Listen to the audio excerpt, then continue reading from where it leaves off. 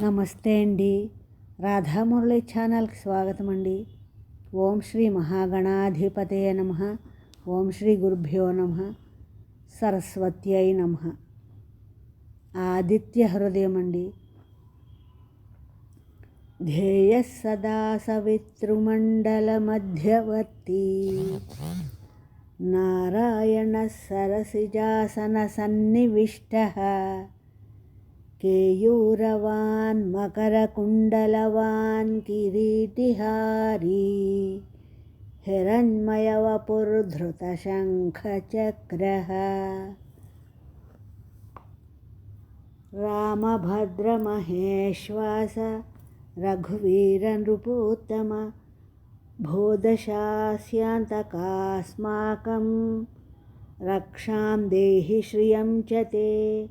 రామ రామాయ నమః. రామ రామాయ నమః. రామ రామాయ నమః.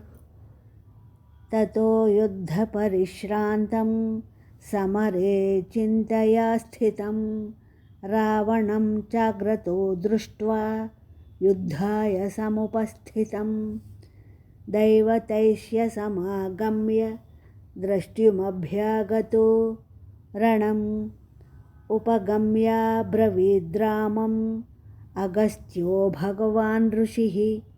రామ రామ మహాబాహో శృణు గుహ్యం సనాతనం येन सर्वान् नरीन् वत्स समरे विजयिष्यसि.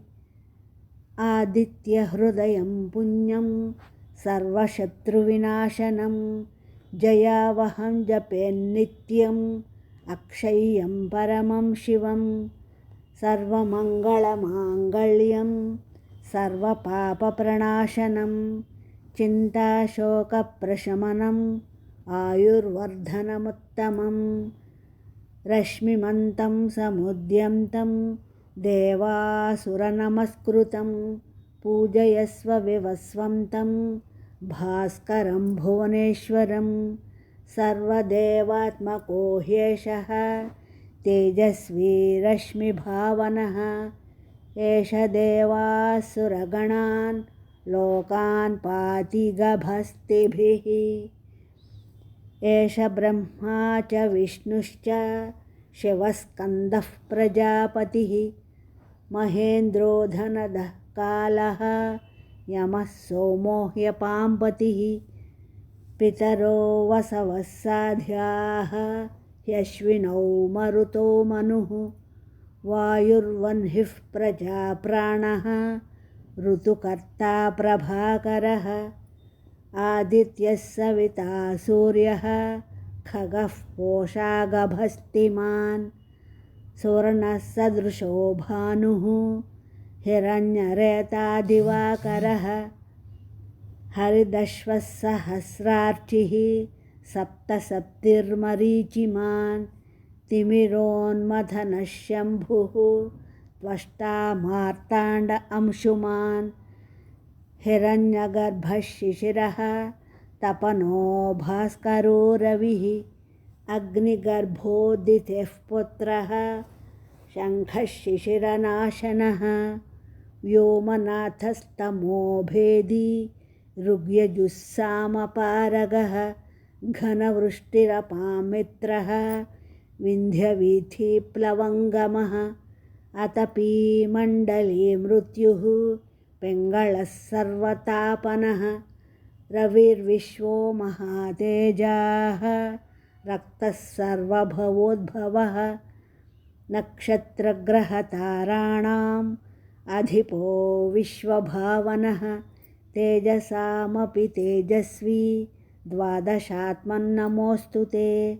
नमः पूर्वाय गिरये पश्चिमे गिरये नमः ज्योतिर्गणानां पतये दिनाधिपतये नमः. जयाय जयभद्राय हर्यश्वाय नमो नमः.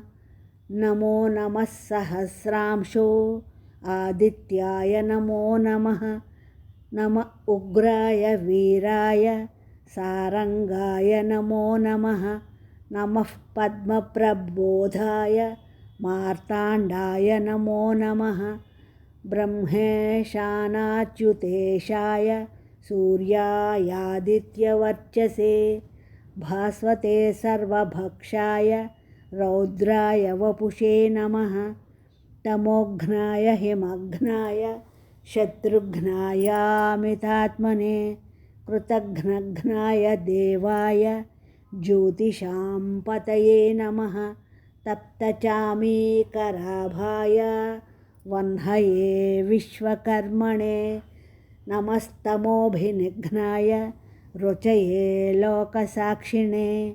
నాశయత్యేష వైభూతం తదేవ సృజతి ప్రభుః.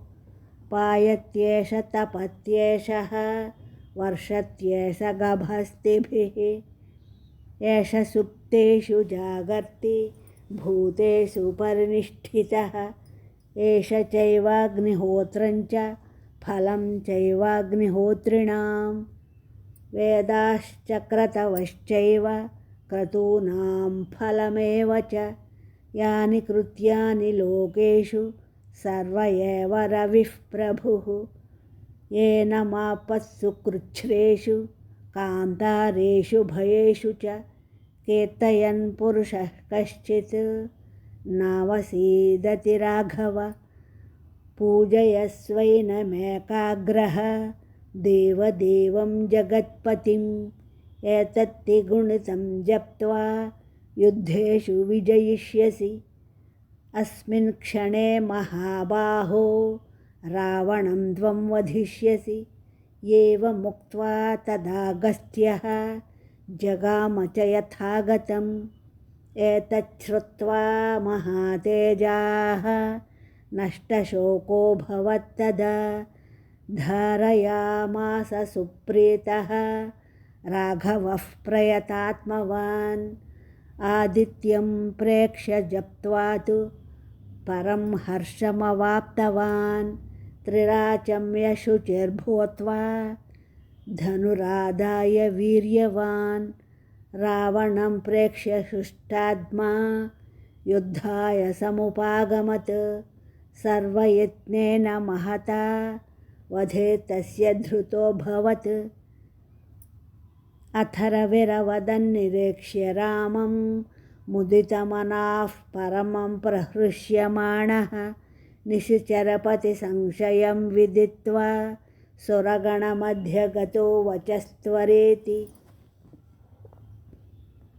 నా ఈ శ్లోకాలు మీ అందరికీ నచ్చినట్లయితే లైక్ చేయండి, షేర్ చేయండి, కామెంట్ పెట్టండి, సబ్స్క్రైబ్ చేయండి. మీ రాధ.